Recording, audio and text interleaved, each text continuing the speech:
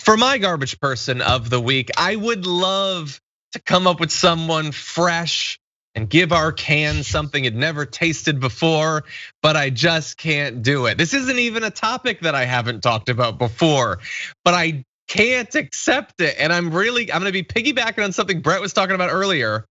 This comes from one of those write-ups of Tucker Carlson, and it's by Charlotte Alter in Time. It is more critical than most of them, although it still somewhat plays into the myth of well, maybe this guy is sometimes a rebel or whatever. Maybe he really has a problem with the ruling elites. I don't believe that at all.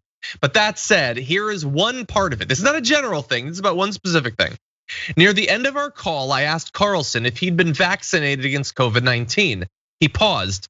Because I'm a polite person, I'm not gonna ask you any super vulgar personal questions like that. I told him he was welcome to ask me whatever he wanted. That's like saying, do you have HIV? How about none of your business? He broke into a cackle like a hyena let loose in Brooks Brothers. I mean, are you serious? What's your favorite sexual position? When did you last engage in it? This has apparently become his go-to line when asked whether he's been vaccinated. Carlson offered the same retort to Ben Smith, the New York Times. And she ended, for someone who talks a lot about the right to ask questions, Carlson never did give me a straight answer.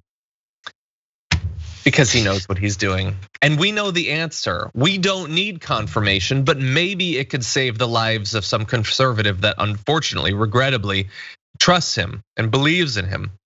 But he doesn't care about that person's life. He likes the mystery that allows him to continue to play both sides. I'm not saying don't get the vaccine. I'm just doing nonstop coverage of why you should be questioning it.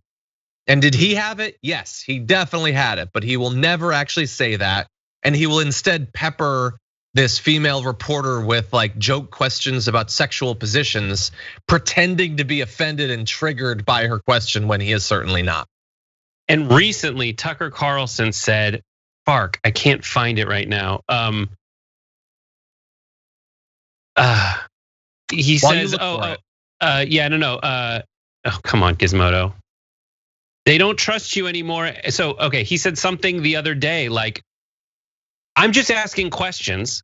When people ask you questions and you dodge them and you don't answer them, it makes them trust you less." This is Tucker Carlson talking about the vaccine. So someone asked Tucker Carlson a question about the vaccine, something that he says is the thing you should be doing. I'm just asking questions.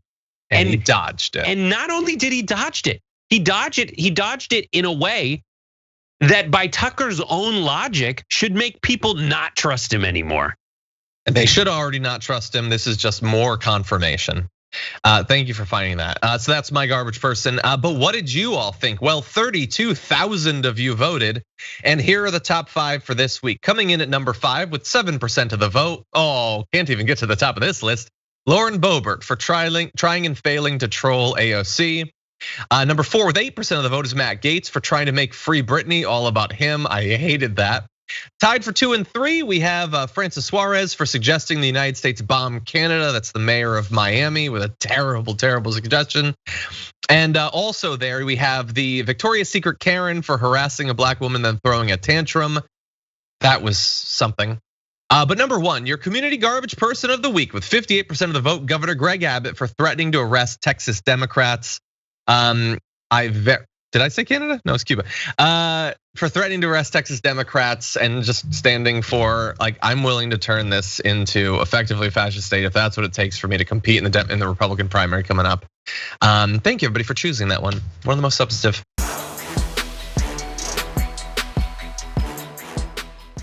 Check out the Damage Report podcast each day, wherever you get your podcasts, whether Pocket Casts or Stitcher or iTunes.